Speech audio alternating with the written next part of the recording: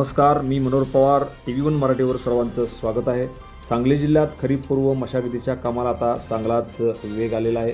खरीप पूर्व शेती कामांना सध्या सांगली जिल्ह्यामध्ये मोठ्या प्रमाणात गती आलेली आहे. बैलांची संख्या यापूर्वी झपाट्याने कमी झाल्याने, यांत्रिकीकरण झाल्याने शेतकऱ्यांनी ट्रॅक्टरच्या माध्यमातून मशागतीच्या कामाला आता मोठ्या प्रमाणात प्राधान्य दिलेलं आहे. नांगरणी, शेणखत घालणे, शेताशेजारील नाले सफाई करणे, बांध बंदिस्त करणे ही कामे सध्या सांगली जिल्ह्यामध्ये मोठ्या प्रमाणात सुरू आहे.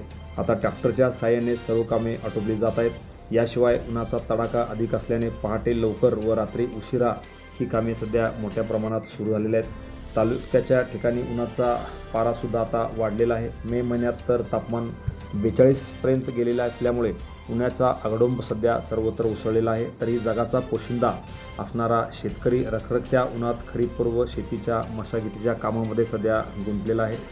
मागील वर्षी अतिवृष्टीने पिकाचे मोठे नुकसान झाल्याने खरीपाचे उत्पन्न घटले. परिणामी शेतकऱ्याचा आर्थिक ताळेबंद बिघडला असून उत्पन्न कमी आणि खर्च जास्त होत आहे. या परिस्थितीने शेतकरी सध्या हतबल होत चाललेला आहे.